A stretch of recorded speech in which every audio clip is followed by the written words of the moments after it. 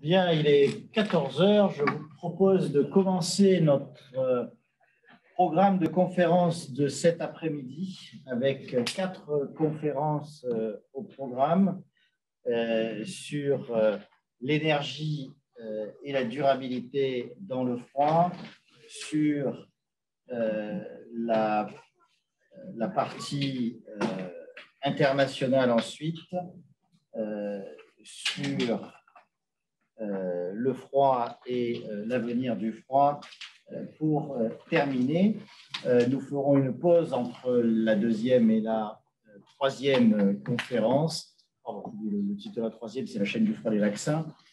Et nous ferons une pause entre la partie internationale et la chaîne du froid des vaccins.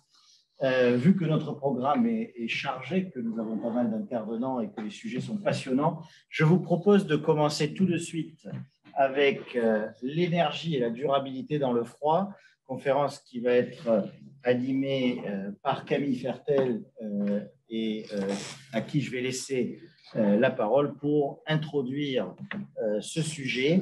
Nous aurons dans cette conférence des interventions de Pascal Barthes de la DGEC du ministère de la transition écologique sur les certificats d'économie d'énergie et qui nous donnera une perspective vers la cinquième période des certificats d'économie d'énergie qui vont débuter. Éric Théis de SCA Pétrole et dérivés, la filiale pétrole du groupe Intermarché, nous présentera en tant que financeur le programme Éclair et son implication dans les programmes de certificats d'économie d'énergie. Nous aurons ensuite une intervention d'Éric Devin, délégué général de l'Association française du froid et aussi directeur du programme de certificats d'économie d'énergie Climeco, qui présentera l'évaluation des économies d'énergie dans les 2 seuls programmes d'économie d'énergie sur le froid, Éclair et Climeco.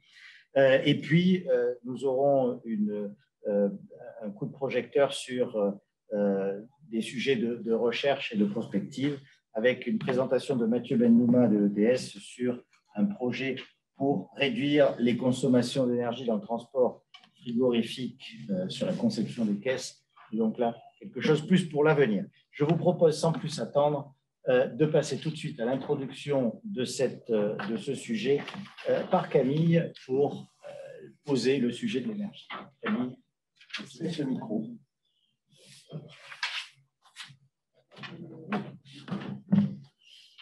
Merci Gérald. Alors, bonjour à tous. Merci d'être là pour cette première session plénière d'une journée technique qui est dédiée à l'énergie et à la durabilité dans le froid. Donc, je pense qu'on en est tous très conscients, les enjeux environnementaux liés à la production de froid de manière générale, qu'il s'agisse des fluides frigorigènes ou du transport, sont excessivement importants. Et aujourd'hui, la question se pose en termes d'équilibre. On a parlé ici de balance de la durabilité. L'absence de chaîne du froid entraîne des pertes alimentaires, entre autres, qui sont de l'ordre de près de 25, voire 50% dans certains pays d'Afrique. Au Canada, on est aux alentours de 60% de ce qui est produit, qui est perdu chaque année, ce qui représente près de 56 millions de tonnes équivalent pétrole de CO2. Donc, le gaspillage alimentaire est très générateur de CO2. On a aussi évidemment des pertes en termes de vaccins. L'OMS parle de 60 à 75% de vaccins qui seraient perdus chaque année liés à des ruptures de chaîne du froid. Donc, une chaîne du froid performante est indispensable. Pour qu'une chaîne du froid soit performante, il lui faut de l'énergie et des fluides frigorigènes, ce qui représente environ, tout confondu, près de 37% des GES à l'échelle mondiale. La question se pose aussi au niveau de la consommation d'énergie, au niveau de la production d'électricité. Le froid, la production de froid, c'est à peu près 20% de la production d'électricité mondiale, sauf que ces 20%-là, c'est environ 70% de sources d'énergie fossile. Donc, quand on parle d'électricité, c'est aussi extrêmement polluant. Alors, on n'est pas tous logés à la même enseigne. La France est plutôt bien placée, puisqu'elle a une production d'électricité qui est assez décarbonée. Donc, finalement, l'impact environnemental de la production de froid lié à la consommation d'énergie en France, en tout cas d'électricité, va être un petit peu plus faible qu'aux États-Unis ou dans les pays du type asiatique. La Chine, entre autres, la production est extrêmement liée à la consommation de charbon. Et malheureusement, ou heureusement, là où on prévoit les plus gros taux de croissance du marché du froid sont dans des pays où l'électricité est extrêmement carbonée, jusqu'à 90% en Inde ou en Indonésie. Donc, on a un vrai enjeu à trouver des solutions à ce niveau-là. Et les solutions, souvent, passent par des énergies alternatives. Donc, là, on parle de l'électricité, on voit que ce n'est pas toujours la solution miracle. On parle aussi beaucoup de la production d'hydrogène, notamment pour le transport et le transport longue distance. Mais sachez qu'aujourd'hui, 95% de l'hydrogène est produit à partir de sources de produits pétroliers, donc émetteurs de gaz à effet de serre également. Donc l'idée, c'est qu'il n'y a quand même pas de solution miracle. L'hydrogène vert reste aujourd'hui une filière extrêmement coûteuse. L'électrolyse, c'est pas quelque chose qui est développé à l'échelle industrielle. On commence à avoir des projets, notamment en Amérique du Nord, au Québec en particulier, mais ça reste quelque chose de marginal. Alors, pour essayer de contrebalancer ce mythe de l'énergie propre, quelles solutions peut-on envisager? Il y a deux avenues qui ne seront pas du tout, qui ne s'excluent pas l'une l'autre. On est plutôt vers un mix de solutions, un mix de pratiques. D'abord, agir sur les technologies, ça nous paraît évident, donc pas juste sur la question de l'énergie, mais aussi sur l'amélioration des performances énergétiques, faire des choses plus légères, par exemple, pour le transport, plus performantes en termes d'isothermie. C'est les deux axes. Mais aussi, on ne peut pas du tout oublier les pratiques. Souvent, sur le devant de la scène, on parle beaucoup des technologies et de leur amélioration en termes d'éco-efficacité. Mais qui dit technologie dit machine, qui dit machine dit énergie. Donc, il y a toujours des effets de rebond. C'est un petit peu une fuite en avant si on ne se focalise que sur la technologie. Les pratiques sont excessivement importantes, surtout dans le domaine du froid. Ça permet d'agir en amont, de prévenir, de prendre de meilleures décisions, mais surtout d'optimiser les usages. Et si on avance bien en termes de technologie, il faut absolument arrimer les pratiques aux innovations. Sans ça, il n'y a pas de solution durable en matière de production de froid et d'usage de la chaîne du froid. Je vais, sur ces quelques mots de conclusion, laisser la parole à Pascal Barthes. On va voir qu'on va avoir un panel de présentations qui vont bien illustrer cette petite présentation de cette conférence. Je laisse la parole à Pascal Barthes. Merci beaucoup. Oui, merci. Bonjour à tous. J'espère que vous m'entendez bien. Moi, je vais focaliser sur un des outils qui permet, dans le cas des certificats d'économie d'énergie, de financer certaines actions, ce qu'on appelle des programmes pour les économies d'énergie. Et il y a deux programmes parmi tous ceux que l'on met en œuvre au sein de la Direction générale de l'énergie et du climat qui concernent le froid et on arrivera à les évoquer. Mais je voulais vous donner le panorama un peu plus vaste de ce que c'est que cet outil-là et à quoi il sert dans le cadre actuel que l'on connaît, à savoir volonté d'encadrer la consommation d'énergie de manière à la faire baisser de manière assez significative dans les prochaines années. Parce que, comme ça vient d'être dit, il y a également les questions de décarbonation qui sont très importantes, bien sûr, mais tout ça repose aussi sur le fait de consommer moins d'énergie et peut-être de la consommer mieux. Et tout d'abord, sur le slide qui suit, donc après le sommaire, donc le cadre légal dans lequel interviennent les certificats d'économie d'énergie. Sur ce cadre-là. Donc, le dispositif certificat d'économie d'énergie, je ne reviendrai pas sur son principe général. Sachez tout simplement qu'il s'agit de faire en sorte que les metteurs sur le marché, les vendeurs d'énergie, fassent une action qui n'est pas naturelle chez eux, puisqu'ils fassent baisser en gros leur chiffre d'affaires, puisqu'il s'agit d'inciter leurs clients et le reste de la population, les entreprises ou les particuliers, à faire des économies d'énergie. Ça paraît paradoxal aux gens qui la vendent. Et donc, dans ce cadre des dispositifs de certificats d'économie d'énergie, il existe une possibilité pour obtenir ces certificats d'économie d'énergie qui consiste à financer des projets qui inciteront à faire des actions d'économie sans qu'on soit dans un cadre précis, comme par exemple réaliser des actions d'isolation, changer la chaudière ou bien inciter à faire telle ou telle activité directement en lien avec des économies. Là, on va inciter à faire des actions, notamment de formation, d'information, etc. Donc, le cadre légal, il est prévu dans le Code de l'énergie. C'est nominativement que sont citées les typologies de programmes d'accompagnement. Une formation auprès des publics scolaires, par exemple, la formation auprès des publics professionnels, on va dire, ou plus généralement les entreprises, des actions d'innovation qui ont pour objet de favoriser les économies d'énergie ou qui peuvent permettre aussi de réduire la consommation en énergie fossile liée à la logistique et à la mobilité. Alors, pour donner l'ampleur du sujet, en mois de juin 2021, nous avons 72 programmes actifs dans ce cadre-là, qui sont donc gérés au sein de la DGEC et qui sont portés par plusieurs porteurs. Ces programmes-là sont financés par donc des obligés, c'est-à-dire les entreprises du dispositif qui doivent faire des économies d'énergie. Et cela représente, dans notre unité, 226 TWh CUMAC, c'est une unité d'économie d'énergie qu'on utilise. Et pour citer des idées, c'est un budget d'environ 1,18 milliard d'euros. Voilà. Je passe le détail, mais vous avez un catalogue complet que vous pourrez retrouver sur toutes les familles de programmes d'accompagnement dans le lien que vous voyez sur le slide, sur notre page.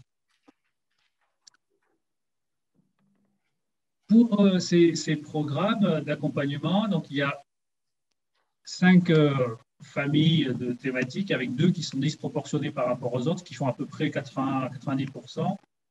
À droite, les transports et à gauche, le bâtiment. Donc, vous avez à la fois le nombre et les volumes en termes de budget qui sont consacrés. On va pas être, je ne suis pas certain de la 6e décimale pour les budgets, mais ça, c'est les effets indirects de Excel quand on fait des graphiques automatiques. Donc, l'ordre de grandeur, c'est à peu près 500 millions pour le secteur du bâtiment, 500 millions pour le secteur du transport et quelques dizaines de millions pour, par exemple, l'aide à l'industrie, la partie publique scolaire. On fait des sensibilisations auprès des publics scolaires et aussi auprès des entreprises, des très petites ou des moyennes entreprises.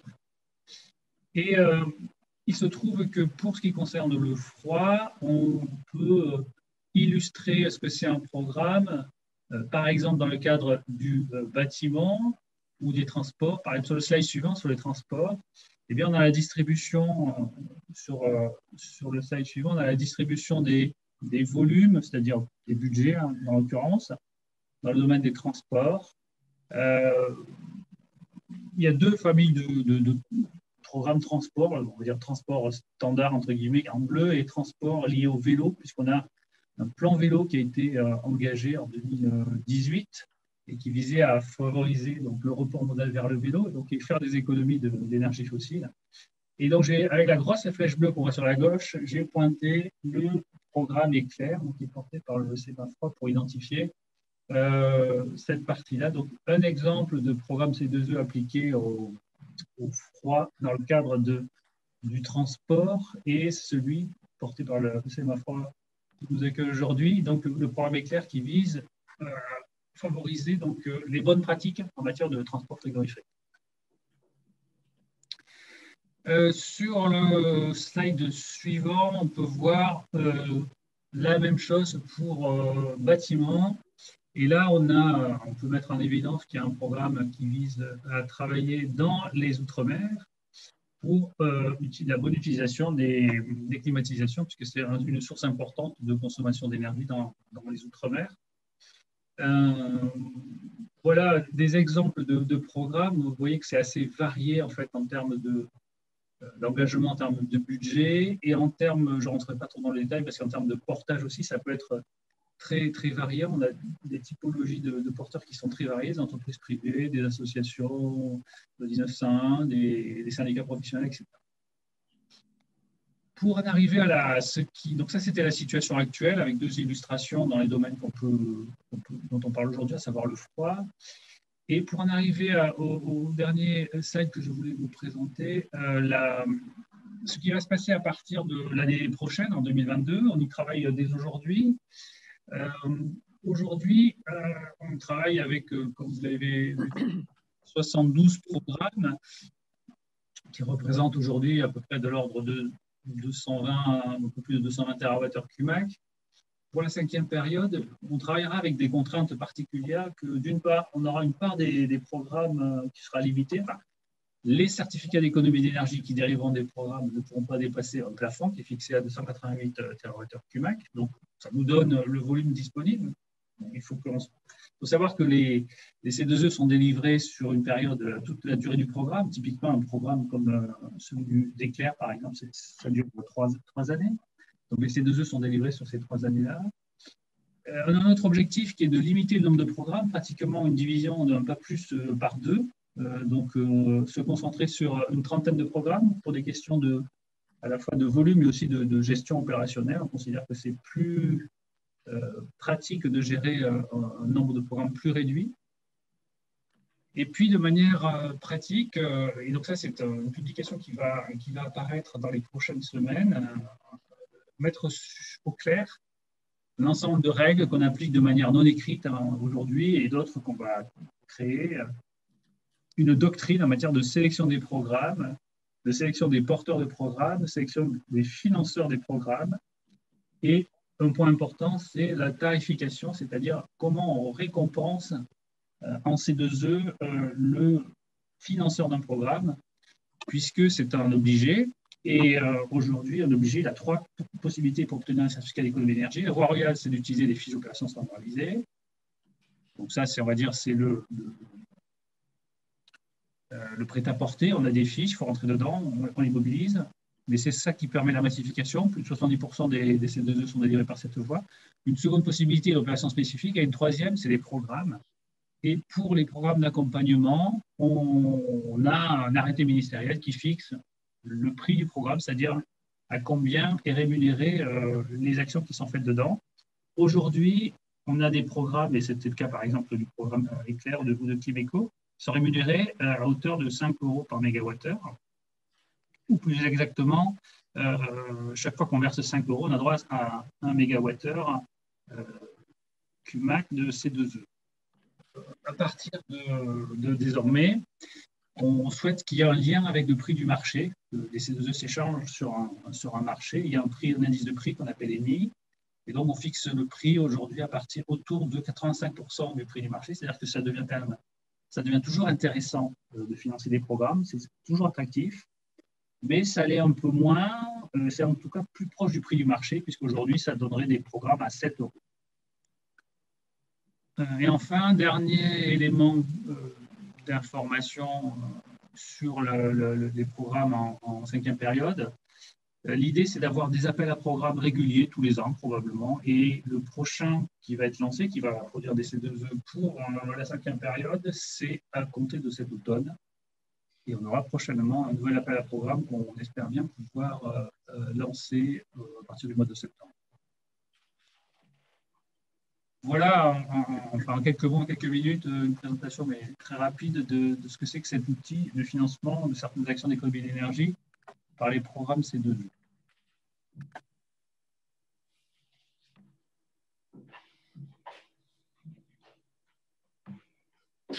Merci Pascal pour cette intervention et cette présentation. Je pense que c'est important d'avoir cette vue synthétique du sujet. Beaucoup de gens connaissent les C2E, les uns pour les fiches standards, les autres pour une opération spécifique. Parfois, ils ont entendu parler d'un programme. Beaucoup de choses se mélangent et la vision globale de l'ensemble du système est quelque chose de particulièrement important. Nous allons continuer cette présentation avec une intervention d'Éric Théis de Scapétrol et dérivés, qui est un obligé, un des gros obligés français, et qui nous fait l'honneur de financer le programme Éclair. Et donc, je tiens particulièrement à le remercier, non seulement de financer le programme, mais aussi de l'accompagner, d'être présent dans la mise en œuvre. Et ça, c'est aussi particulièrement important quand on pilote un programme comme celui-là. Et donc, Éric, merci d'être avec nous cet après-midi et de prendre un peu de ton temps. Je sais que tu aurais aimé être avec nous, mais que tu es en déplacement et que tu as trouvé et organisé un petit créneau pour intervenir cet après-midi. Donc, merci à toi d'être avec nous.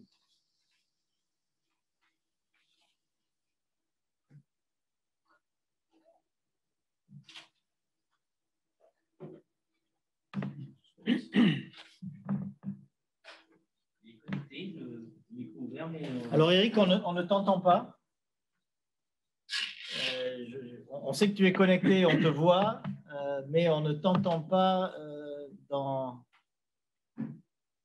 la salle physique comme virtuelle.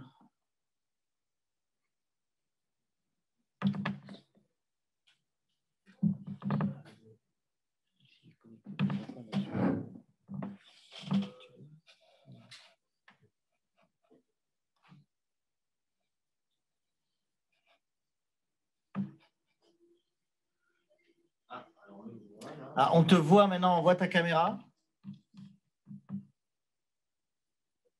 Éric, on t'entend toujours pas. Ton micro a l'air en marche. Ton micro est allumé, mais nous ne t'entendons pas.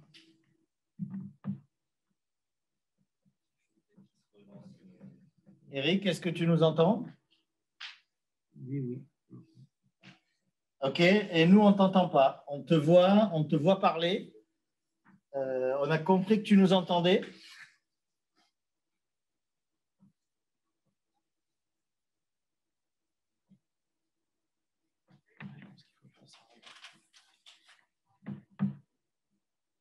Non, ne me cache pas. S'il parle avec les mains, si tu me caches pas. Est-ce que tu peux essayer de relancer peut-être? Ah. Vas-y, réessaye. Est-ce que tu peux monter le son du micro parce qu'on a l'impression qu'on entend quelque chose? Non, toujours pas. Toujours pas, toujours pas.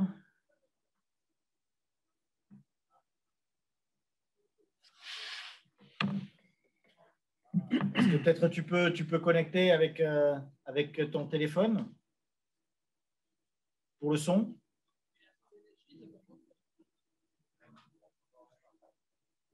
Ou remettre le micro, puisque là on voit que ton micro a été coupé, peut-être tu peux le rallumer.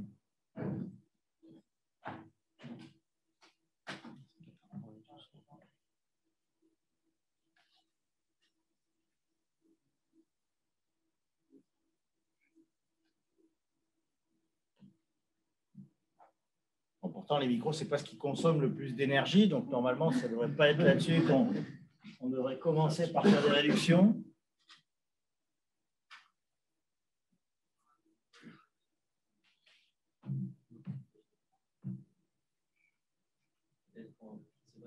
Demande de réactivation du micro. Tu peux réactiver le micro. Non, ça c'est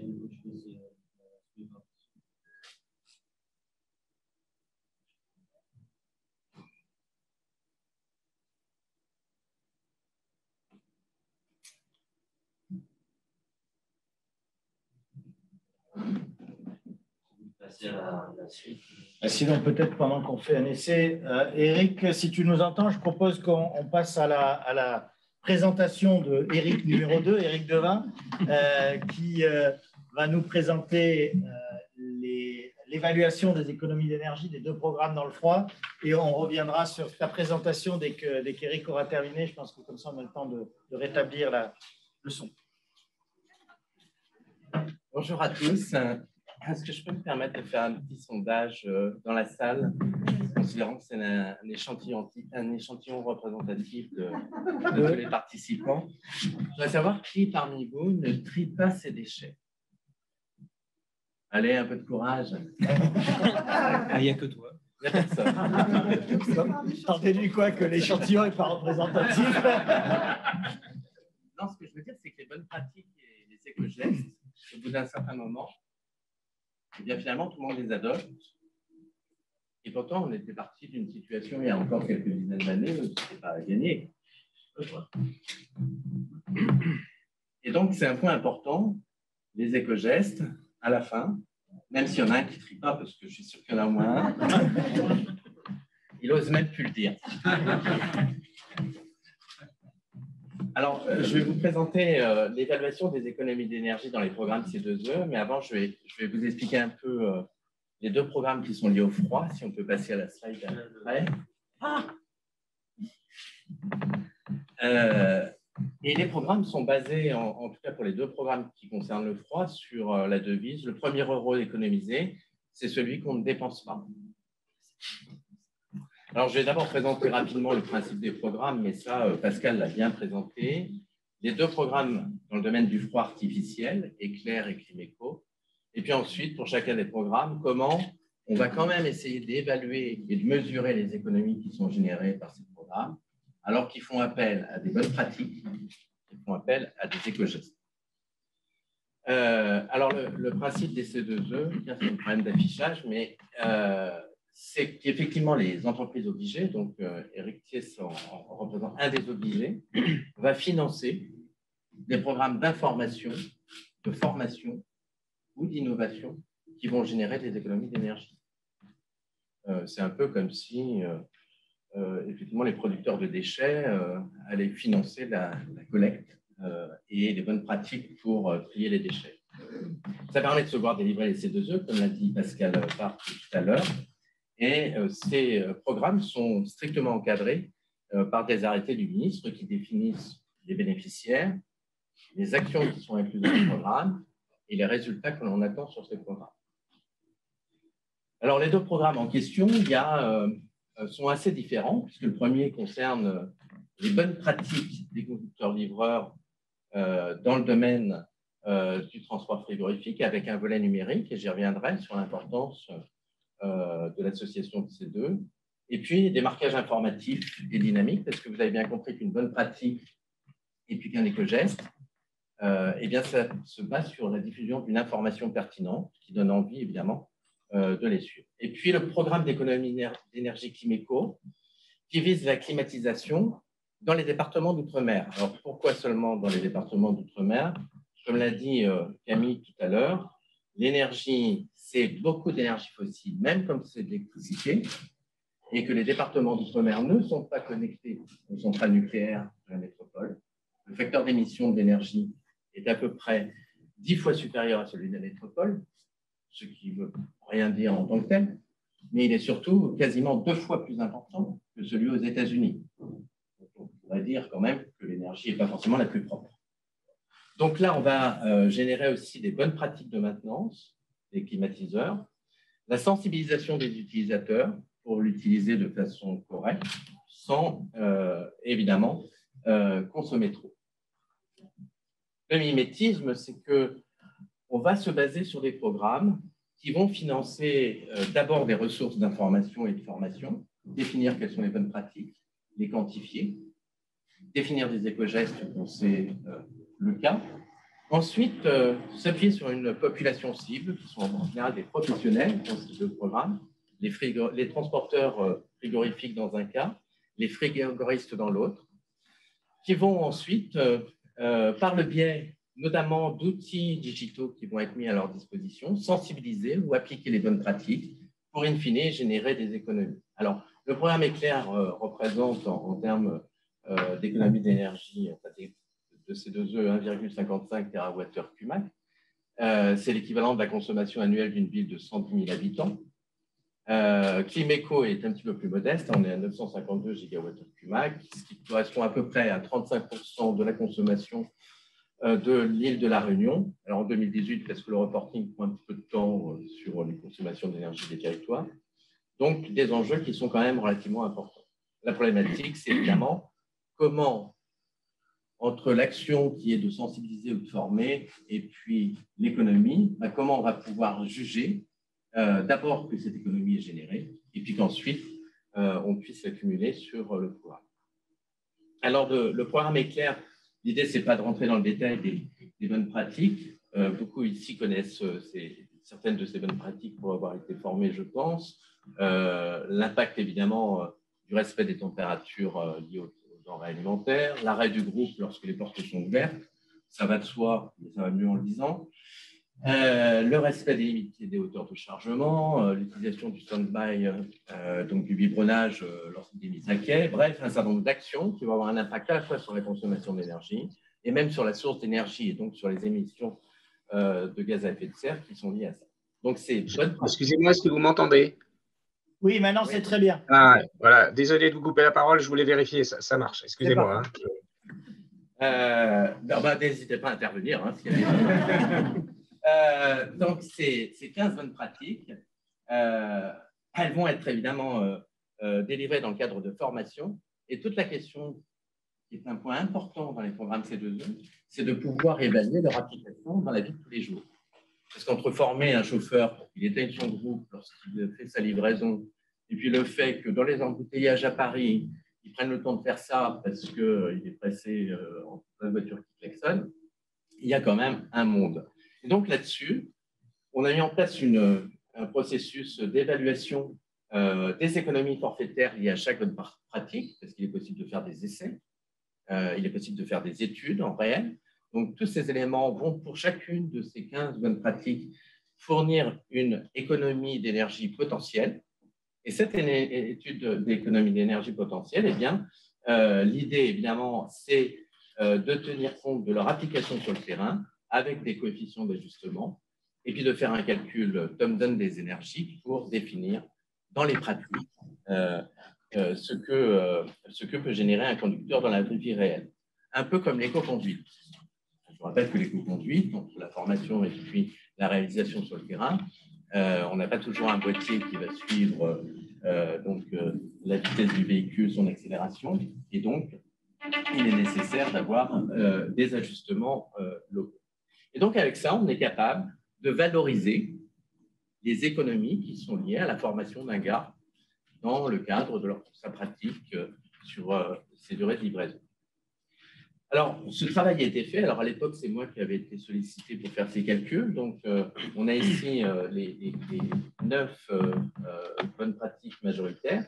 Et on voit quand même qu'on aboutit à des économies générales qui vont de 17 à 28%. Alors, c'est la consommation des groupes auxiliaires, hein, donc du groupe 3.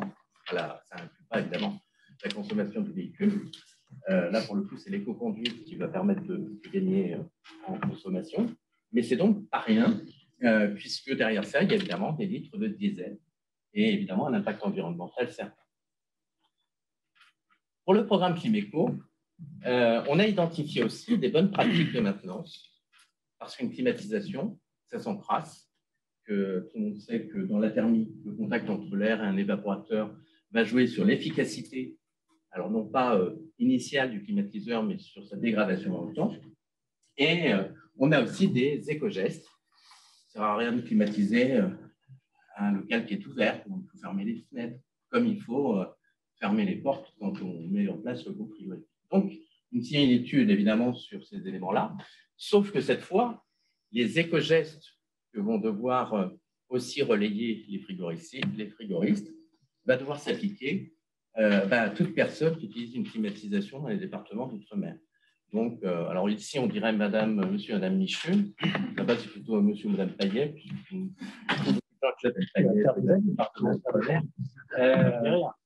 Et donc, ces personnes-là, il va falloir adapter l'information pour qu'elle soit perceptible, compréhensible dans la vie de tous les jours.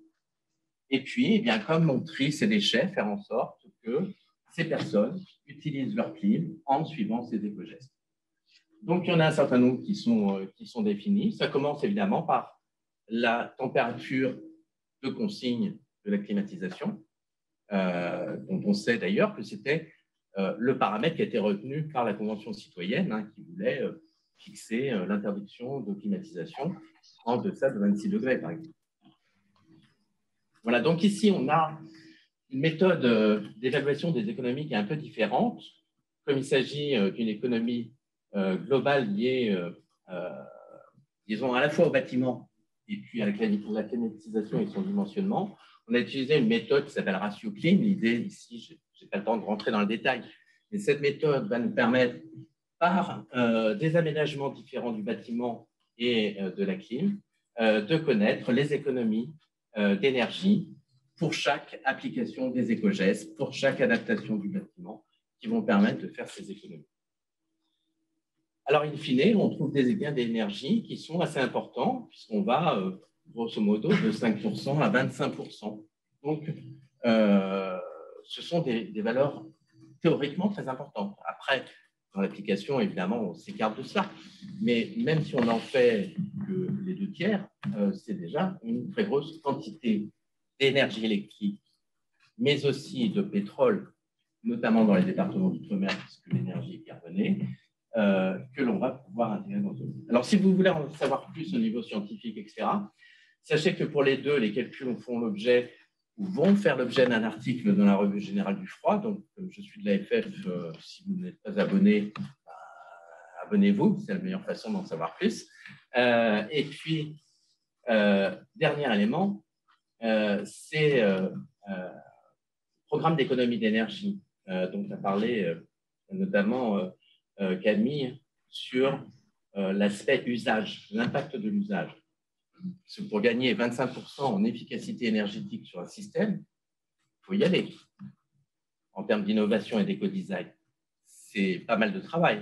Il y a des professionnels ici qui sont bien au courant de cela, surtout avec des fluides de transition qui ne vont pas forcément dans le sens d'une amélioration certaine de l'efficacité énergétique. Et là, on a 25% à 30% à portée de main pour peu qu'on arrive à convaincre les gens d'appliquer les éco-gestes ou les bonnes pratiques. Et donc, c'est tout l'enjeu de ce système avec un impact sur 3 volets, des émissions de gaz à effet de serre en moins, du fait de la carbonation d'énergie, donc un impact sur le citoyen, les professionnels, sur la frugalité énergétique des entreprises. Et comme tout ça, ça se paye, c'est aussi économiquement une source de profit pour les entreprises que d'intervenir dans ce domaine, mais aussi sur les ménages, quand il s'agit d'usagers citoyens. Voilà, je crois que j'ai à peu près terminé. Et j'espère que Eric a toujours son micro qui marche. Merci Eric pour cette présentation très claire sur les indicateurs et l'évaluation des économies d'énergie des 2 programmes sur le froid. Je pense que maintenant, Eric Oui. très audible, avec, on t'entend très bien. Excusez-moi tous et excusez-moi auprès d'Eric aussi, du coup, ça a un petit peu le budget a passé un peu plus tôt que prévu. Je suis désolé, mais… Il n'y a pas de souci, ça fait partie des aléas de la technique, on le sait tous. Oui, puis là, je me suis aperçu… Bâton avec les micros et les haut-parleurs, donc il n'y a pas de souci, tu peux t'excuser. Voilà. Et je te laisse sans plus tarder la parole. En tous les cas, mais merci de ton invitation, Gérald. Bonjour à tous.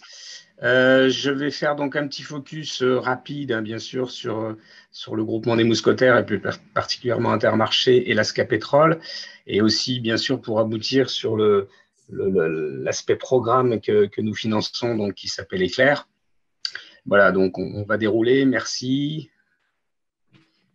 Alors, déjà rapidement, Intermarché, le groupement des mousquetaires, c'est une grosse organisation, hein. C'est 9 enseignes quand même qui sont de l'alimentaire avec Intermarché Netto, du bricolage avec Bricomarché, Bricorama racheté récemment et Bricocash qui est plutôt destiné aux professionnels, Rodi qui est le monde de la voiture, hein. Les centres Rodi, c'est des centres où on fait réparer ces voitures.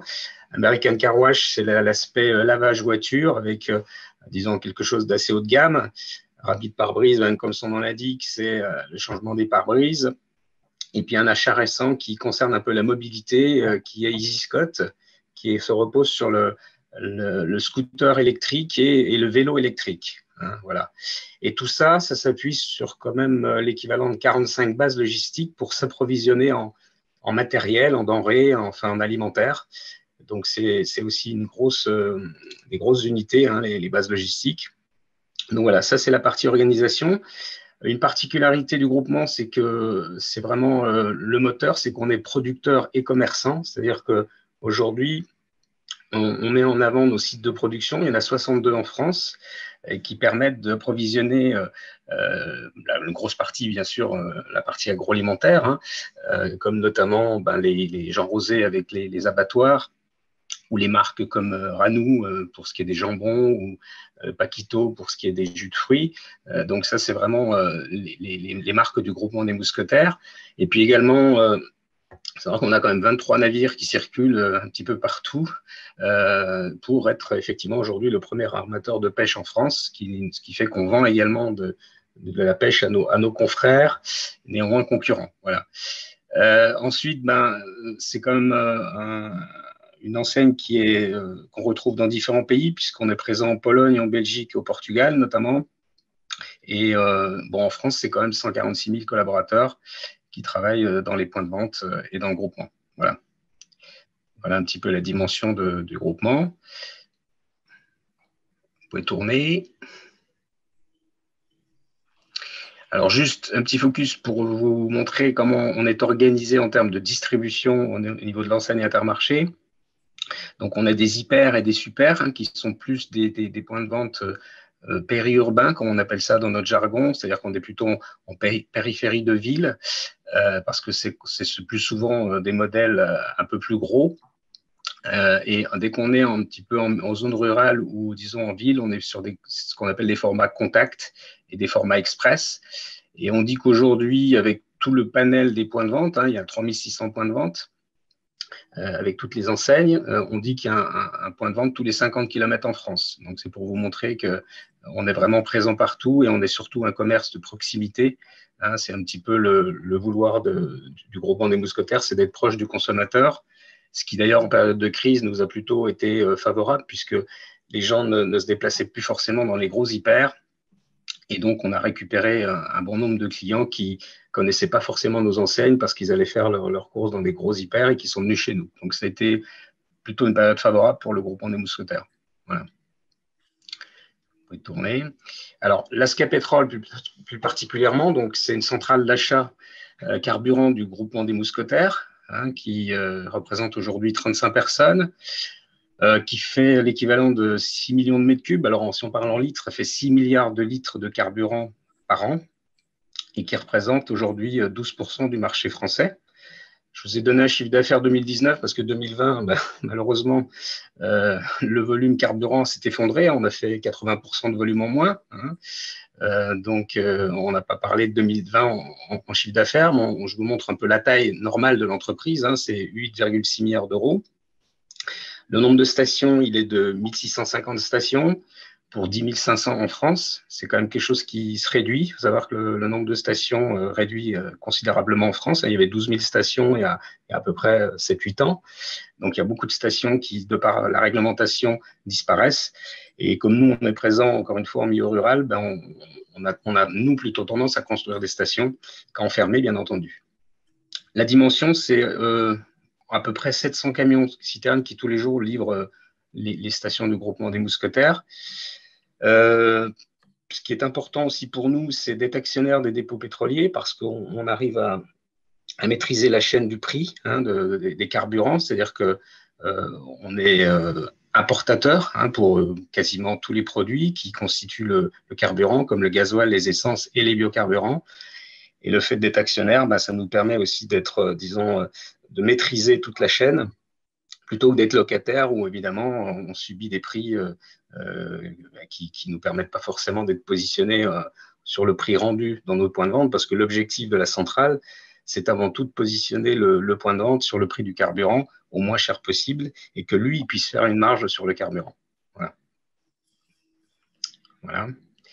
Alors, le dispositif des C2E qui impacte l'Asca Pétrole, hein, puisque en fait, c'est un dispositif qui était mis en place par l'État français pour encourager les économies d'énergie, essentiellement alors sans parler des programmes, on y viendra après, mais on parlait de fiches, M. Barthes l'a dit tout à l'heure, des fiches de travaux, et c'est essentiellement des travaux de rénovation.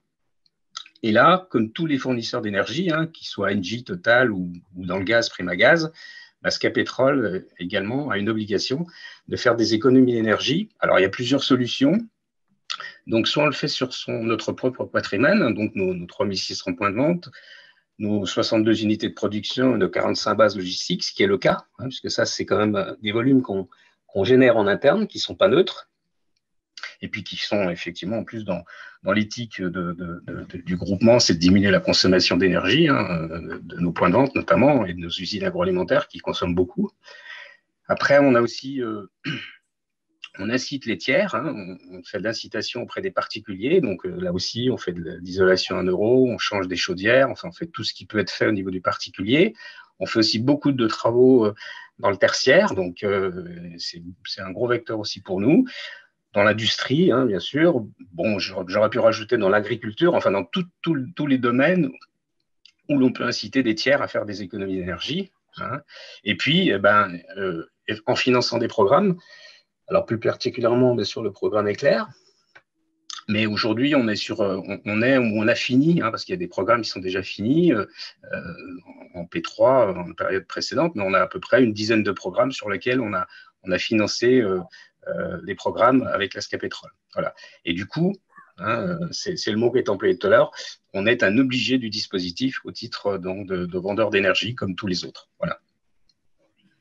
Alors, après, je vous donne quelques exemples, j'irai un peu plus après précisément. On essaie, dans le cadre donc, du groupement, d'amener des économies d'énergie. On a innové il y a à peu près 4-5 ans, puisqu'aujourd'hui, on fabrique des biocarburants à base d'huile animale dans un site qui se trouve à Wavre. Donc, on récupère toutes les huiles animales qui sont évidemment utilisées dans l'industrie agroalimentaire, comme notamment les abattoirs, pour ensuite les stériliser et en faire un biodiesel qu'on met dans le gasoil.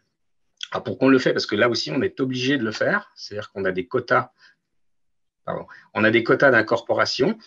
Et donc, effectivement, on incorpore une partie d'ester méthylique donc animal dans les gasoils, parce qu'on en met normalement, c'est l'ester méthylique d'huile végétale. Donc ça, c'est une grosse innovation pour nous. Hein, c'est un investissement de 45 millions d'euros quand même. Donc, ce n'est pas neutre. Mais ça nous donne également une petite autonomie sur la partie biocarburant. Et en plus, c'est novateur parce qu'on réutilise des produits qui vont normalement en destruction. On a également innové un petit peu sur la partie livraison écologique, puisqu'on a mis en place la livraison avec des sacoches à vélo. Hein, ça, c'est un projet du groupement qui date de quelques années. Donc là, où l'utilisateur client peut s'il le souhaite, bénéficier de sacoches à vélo. Donc, ils sont mis gratuitement à disposition. Et puis, bon, je vous l'ai mis, et vous le savez, on participe au programme Éclair, donc on en parlera un petit peu plus loin. Donc voilà, on s'appuie sur un petit peu tous ces éléments-là pour que aussi dans le groupement, on ait un petit peu une image, en tous les cas, en interne aussi, hein, c'est important. C'est important de véhiculer cette image donc d'économie d'énergie. Donc on y contribue et croyez-nous, on essaie de communiquer au maximum sur tous ces sujets. Voilà. Alors, comment est venu Éclair? Éclair, il est venu en 2018 hein, avec Steve Benesti, que je connais sur d'autres sujets des C2E, et qui m'a présenté le programme Éclair. Donc ensuite, on en a discuté en interne au niveau du groupement. Et en octobre 2018, on a donc signé la convention Éclair. Bon, ça représente un engagement de, quand même de 7,7 millions d'euros. Hein. Donc, ce n'est pas neutre. On est assez fiers parce qu'on a été... à l'époque, ça se faisait comme ça. On est le seul financeur et Gérald le sait. On a contribué physiquement. On a sué aussi un petit peu pour amener la logistique Intermarché dans le programme Éclair. Hein. C'est toujours compliqué, mais on y est arrivé. Et effectivement, après l'apparition de l'arrêté, donc on a réussi, un peu tardivement, il est vrai, mais à intégrer la flotte Intermarché dans le programme Éclair avec donc la formation des chauffeurs, les éco-gestes et donc tout ce qui constitue le programme Éclair. Donc là aussi, c'est une réussite parce que à la fois on est financeur et en même temps on participe, donc on en est plutôt très très fiers. Voilà. On peut avancer un petit peu. Alors, on s'est impliqué à l'époque parce que quand ça nous a été présenté, nous, on a trouvé effectivement que ce programme avait des valeurs donc écologiques, évidemment, un programme qui est responsable. Et puis, il avait un intérêt sur notre activité, puisque je vous l'ai dit, on est acteur logistique avec les bases et distributeur de denrées, évidemment, tout ce qui est alimentaire, donc la chaîne du froid notamment, et évidemment les carburants. Donc, c'était un aspect métier important pour nous parce que on allait un petit peu former des chauffeurs, qui est quand même quelque chose d'un peu nouveau parce que c'est un monde, autant en carburant, les gens ont des formations. Un chauffeur hydrocarbure, il ne peut pas conduire un camion s'il n'est pas formé.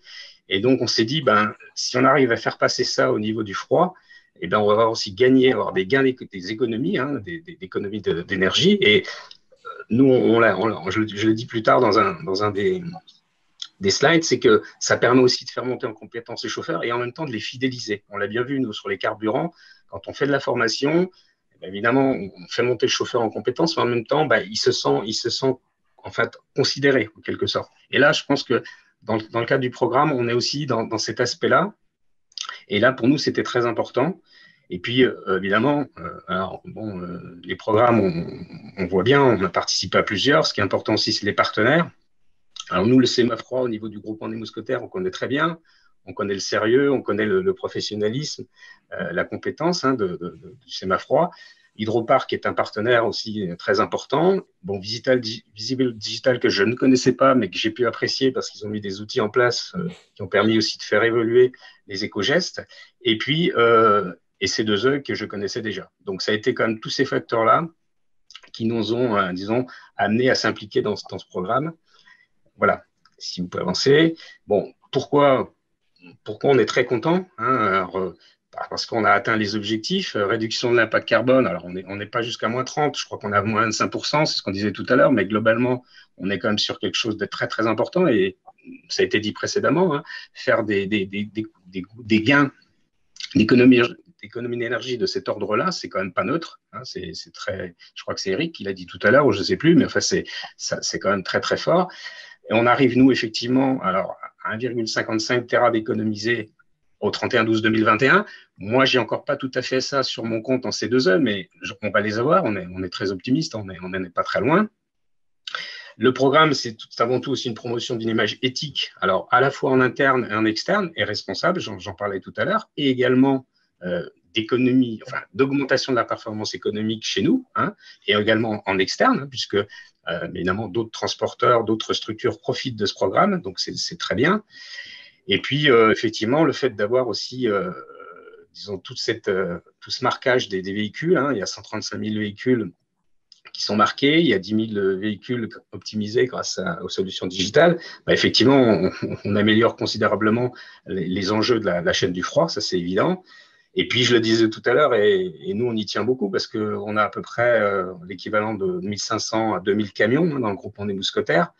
Donc, on sait que former les conducteurs, c'est effectivement c'est des gains. C'est des gains à tous les niveaux. C'est aussi un aspect humain. Et là, je pense qu'il y a eu un gros travail de fait qui n'est pas fini. Donc, c'est pour tous ces éléments-là qu'on est très content d'avoir participé, de continuer à participer. Et puis, disons, de dire que c'est une réussite. Voilà. Donc, je félicite à nouveau tout le monde. Je l'ai fait à chaque comité de pilotage parce que je trouve qu'il y a beaucoup de travail qui est entrepris. Et on est très content d'avoir financé ce programme et de la réussite de ce programme. Voilà. Bravo à tous. Merci beaucoup, Eric. Merci tout d'abord de nous avoir fait confiance et d'avoir financé ce programme. Et puis, avec plaisir. De nous accompagner au quotidien pour le déployer. On est des prophètes en son pays et en son entreprise, c'est parfois difficile, tu le disais tout à l'heure, mais en tout cas, on est ravis que Intermarché déploie le programme Éclair sur l'ensemble de ces 4 actions.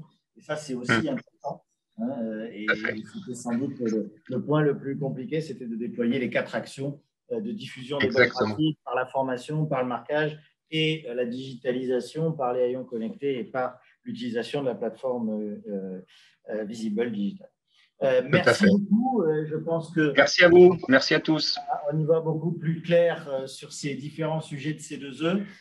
Bonne fin de mission et de déplacement, Eric, et à très bientôt. Merci. Merci à vous. Bonne journée à tous.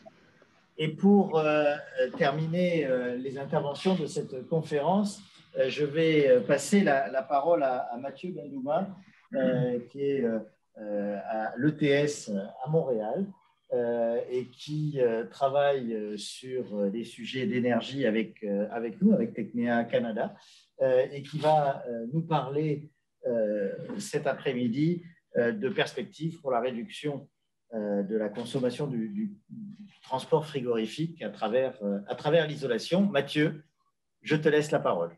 Ok, bonjour à tous, est-ce que vous m'entendez? Oui, très bien. Très bien, ok, bon, on va pouvoir commencer directement. Donc oui, je voulais vous parler d'un sujet qu'on est en train de parler avec l'École de technologie supérieure de Montréal au Québec et Technea Canada. Donc, pour rejoindre un petit peu ce que M. Devin avait cité aussi, l'énergie la plus verte, c'est celle qu'on ne consomme pas. Donc, avant d'améliorer les systèmes, on peut aussi travailler sur l'enveloppe des cellules isothermes. Donc, je vais vous présenter un petit peu le contenu. Je vais vous introduire le contexte. Ensuite, je vais vous parler des objectifs du projet qu'on est en train de monter avec Technea Canada et l'ETS, les moyens dont on dispose, les intérêts et les innovations possibles suite à ce projet et les besoins qu'on a pu identifier avec les différents partenaires industriels qu'on a pu cibler au Canada. Donc, pour rejoindre un petit peu le contexte et ce que Camille a dit au début de la présentation, on a une partie de la nourriture qui est produite au Canada qui est perdue ou gaspillée.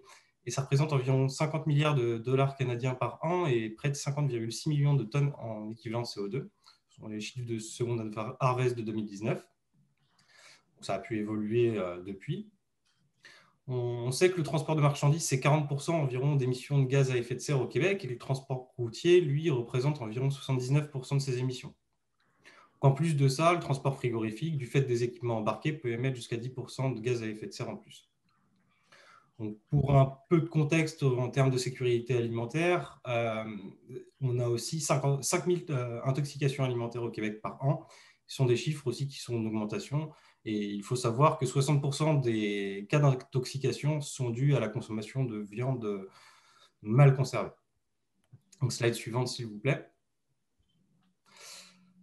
Pour ce qui est des objectifs du projet, on a ciblé des objectifs fondamentaux et les objectifs techniques. Dans un premier temps, on souhaite réduire les risques de perte alimentaire, réduire également les émissions de gaz à effet de serre du transport sous température dirigée et participer à l'élaboration de standards de performance énergétique des équipements de transport de denrées périssables et de produits de santé, ainsi que leur suivi dans le temps.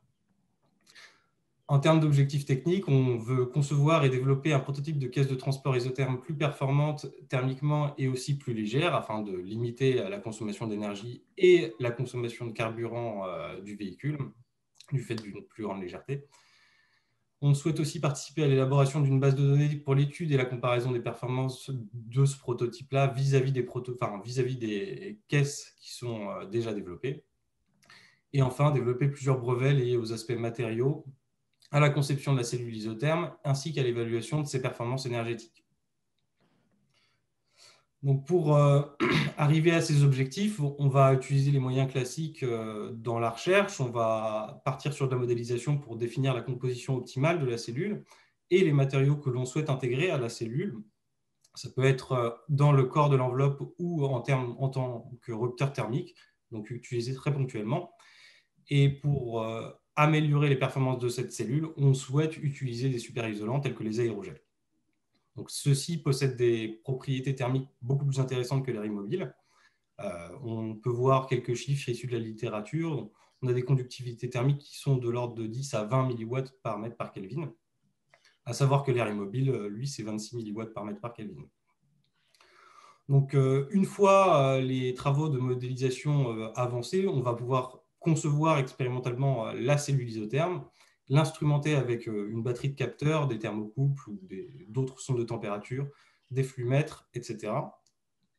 Et suivre du coup le comportement de la cellule isotherme dans le temps et suivant différents scénarios qu'on aura aussi définis en amont. Une fois ces deux étapes terminées, on va pouvoir confronter les résultats numériques et expérimentaux et valider d'une part le modèle, extrapoler les résultats dans un deuxième temps, et enfin optimiser au besoin les performances de la caisse en modifiant certains matériaux à certains emplacements, par exemple. Slide suivante. Donc, en termes d'intérêt et d'innovation, on va avoir une meilleure chaîne du froid dans son ensemble, hein, tant en termes de sécurité que de qualité et de durée de vie des produits. Donc, on va avoir une amélioration de la sécurité sanitaire, de la qualité et de la durée de vie des denrées périssables et des produits de santé. On va avoir une réduction des pertes de denrées périssables telles que les produits alimentaires qui sont consommés localement ou les produits de santé comme les vaccins, qui sont de première nécessité aujourd'hui, surtout avec le contexte sanitaire d'aujourd'hui. Et enfin, on va aussi participer à la diminution des cas d'origine alimentaire du fait d'une meilleure conservation des produits. On va aussi pouvoir diminuer la consommation d'énergie liée au transport frigorifique par l'amélioration de l'enveloppe en diminuant sa conductance, en augmentant sa résistance thermique si vous préférez, et en diminuant le poids de la cellule, comme les objectifs précédemment annoncés. Et enfin, on va pouvoir faire évoluer les standards relatifs aux équipements, aux déchets, au recyclage, ainsi qu'au cycle de vie des matériaux utilisés et liés au secteur du transport. Aussi, dans les objectifs de ce projet, c'est de prendre un peu d'avance sur les contraintes de l'amendement de Kigali au protocole de Montréal qui vise à réduire l'utilisation de gaz à haut potentiel de réchauffement climatique, qui sont actuellement utilisés pour la conception des caisses, notamment au niveau des isolants. Slide suivante. Donc, on a pu identifier des besoins. Au Canada, il faut savoir que l'énergie n'est pas chère. On a des barrages hydroélectriques qui nous permettent d'avoir une énergie verte et à moindre coût. Et de ce fait, on n'a pas vraiment d'obligation de moyens sur les économies d'énergie ici. On a aussi une difficulté d'introduire de nouveaux matériaux et des nouvelles méthodes de conception dans les chaînes de fabrication des caisses, puisque ce sont de lourds systèmes qui sont mis en place pour produire des caisses, vraiment du matériau jusqu'au produit final. Et changer toute cette chaîne de production peut poser problème aux industriels. De notre côté, on a quand même fait quelques démarches et puis on est allé voir si des industriels au Canada pouvaient être intéressés, et on a aussi démarché le ministère de l'Agriculture au Canada. Donc, on a pu identifier un partenaire industriel sur place qui est leader sur son marché, sur la fabrication de cellules isothermes pour le transport. Et on a aussi pu avoir un entretien avec une personne du gouvernement qui était vraiment très intéressée et qui nous a même parlé d'une possibilité d'étendre l'impact de ce projet au nord du Canada, dans les cultures inuites, etc. Puisqu'ils ont des grosses problématiques vis-à-vis de la sécurité alimentaire. Je crois que j'ai fini. Et puis, si vous avez des questions ou si vous voulez apporter des commentaires, je vous en prie. Merci beaucoup, Mathieu, pour cette présentation et cette projection de perspective recherche dans un sujet où nous avons vu les éléments de pratique au quotidien, de situation, et puis il est important de ne pas s'arrêter à aujourd'hui, mais de regarder pour demain, évidemment. Je crois que nous avons eu quelques questions en ligne avant de passer à la conférence suivante, mais il y a peut-être aussi des questions dans la salle. Pendant que tu me les affiches en plus grand pour que je puisse les lire. Est-ce qu'il y a des questions sur les différentes interventions d'Éric et de Pascal et de Mathieu? Je peux m'agrandir la fenêtre? Ouais. Non. Non.